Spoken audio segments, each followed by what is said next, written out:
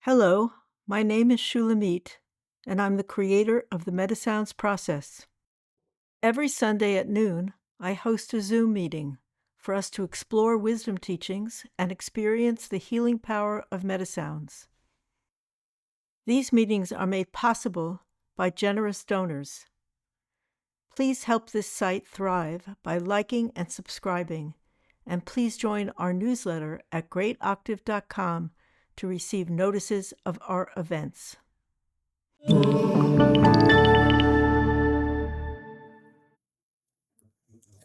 Welcome, everyone. Well, there have been a lot of changes this week. And of course, we've known for some time that there were many changes coming. But still, it's unsettling. And what I wanted to speak about today was attachment. We spend our whole lives, our whole productive lives, from the time we set out on our own till later age.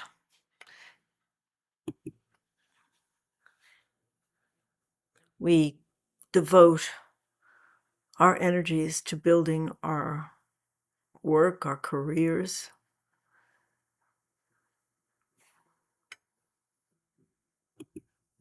We devote our energies to our families. We invest in our children.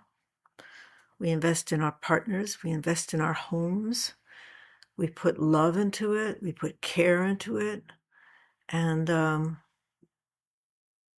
we get attached to the outcome. I mean, it's not surprising. But even in times which are not so unsteady as the times we live in, even in so-called normal times, absent war or climate catastrophe or raging fires, or even then we all have to struggle with change. I think that Jung put it rather poetically, although I can't quote him precisely right now, but he basically said that at midlife, we look at our creations. That would be our businesses, our careers, what we built with our efforts, with our hands. We look at our children, and we look at the businesses that we might have started, and everything that took passion and care to create suddenly has its own life. It's larger than us and takes off on its own. Our children grow taller than us and move away, and sometimes don't become the kind of people that we had hoped that they would become. Lovers and partners also can fall away. And environments change. So there's a lot of grief attached to that, a lot of sorrow, which is natural and understandable, but it's also important to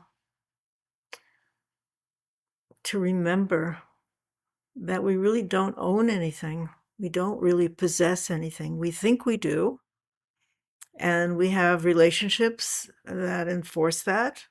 But everything that we have, and I don't mean to be like dramatic or scary, but everything can be taken away in a moment. I mean, that's just reality.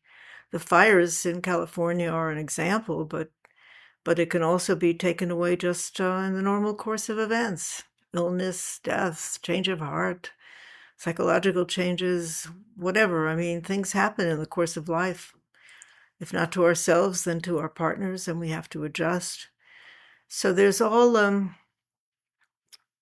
So our relationship to our creations and to our things has to be re-examined, because it isn't really sustaining. It can't really carry you through a time of upheaval. And it's an art form. It's a very, very delicate art form. How do you give with love and attention to all the things that you care about, to build them, to nourish them, to nurture them, to take care of them, and then see them change. How do you cope with that? How can you let that go? Because it the effort breeds attachment and connection. So it is an art form, and it's difficult. And when you lose something precious, you have to go through. I mean, you don't have to, but I think it's pretty clear that you go through a period of time, which varies according to your circumstance, your individual circumstance, in which you uh, have to deal with and process this loss. And it can take quite a while. It can take, a couple of years or years after that. It's hard to do. But I think that with a certain kind of stance as you go through your life, an understanding that what you build you cannot hold. It's almost like sand going through your hands. That you can appreciate it, that you can love it, that you can take pleasure in it, and that you can enjoy it. But there also comes a time when you simply have to let go. Or at least change your relationship and say, okay, so my kids didn't turn out doing the things I expected of them, but I can still appreciate them. Or the work that I'm doing, which I loved and put passion into, just feels like a burden now. It doesn't have that same pizzazz as when I started out with all the conquests and the challenges and so on. It's routine, it's boring. I don't really want to do it anymore. I mean, most of us go through this. We have what are so-called midlife crises, which are supposed to be some kind of stupidity where you, I don't know, try to retreat to your childhood. But I think it's more than that. I think it's an attempt to recapture a certain kind of love and joy in participating in the world. And then you can take your losses with more grace. It doesn't mean that you don't weep, and it doesn't mean that you don't question why the hell you bothered in the first place and whether anything has any meaning. All those things can happen. But if you can return to kind of the simplicity of your early years when there was just joy and pleasure in the act itself, you weren't thinking about building anything. If you can go back to that kind of humility, it's not so much about your ego and what you built, but understanding that you grasp very little. You just do. I mean, while you're in the middle of things, while you have everything, so-called have everything, where you have your work and you have enough money and your family is good, your partnerships are good, you're doing well. It seems as if that's going to continue forever and ever and ever. But that's not clearly not what life brings.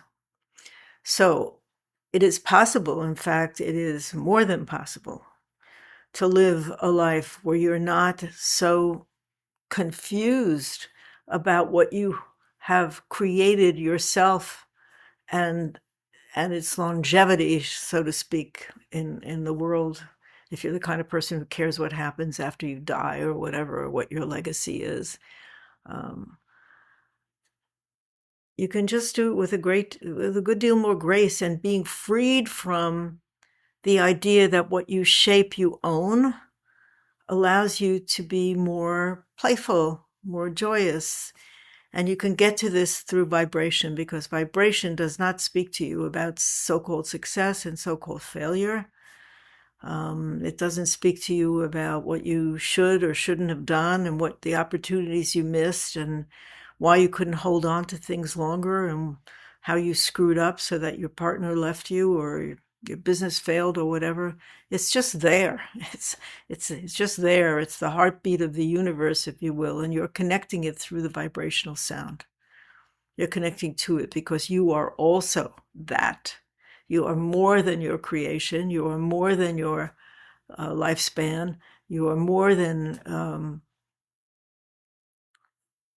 a person who proves him or herself based on how much they accomplish in the physical world. Because when you get to the end of your life, this doesn't really matter so much. And when you offer, if you're a prayerful kind of person, if you're offering a prayer, you don't usually present yourself as the owner of a Lamborghini or a Mercedes, or, talk about your accomplishments. You really have to come as a humble soul if you expect any kind of response. So hang loose, because this is a period of time when we are going to see a lot of the fundamental values of our society questioned, as well as more mundane things like work, in which we might be replaced by machinery, etc.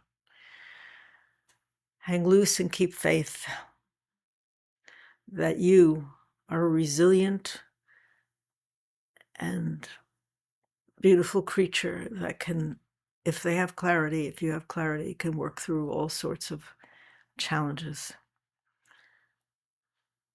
Some things that happen, and they don't happen to everyone, can be very devastating and incomprehensible.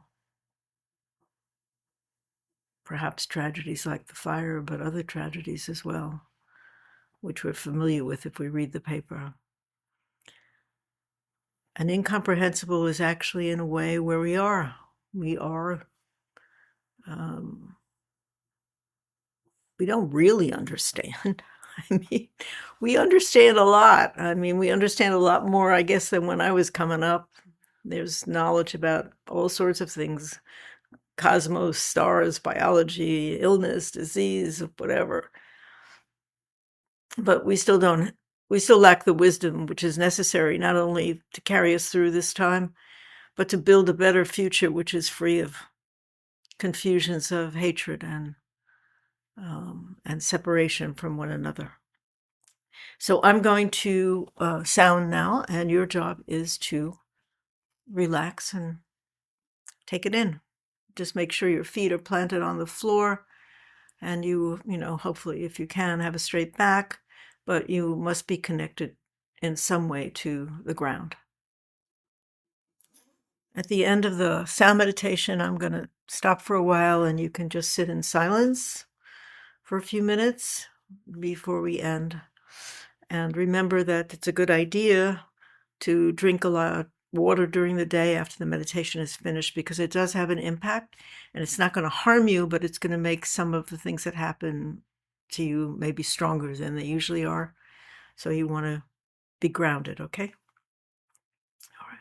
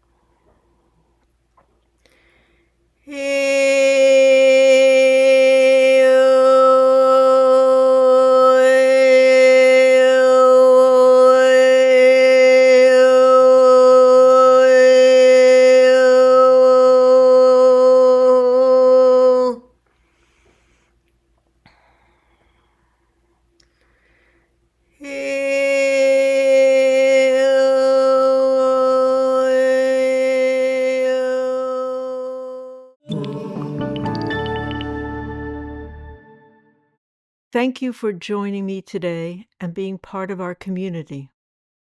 I invite you to join us every Sunday at noon Eastern Time for the full live experience. Wishing you a wonderful week, and I look forward to connecting with you soon. Please don't forget to like, subscribe, and share. Visit greatoctave.com for more details about these webcasts, our newsletter, donations, and more.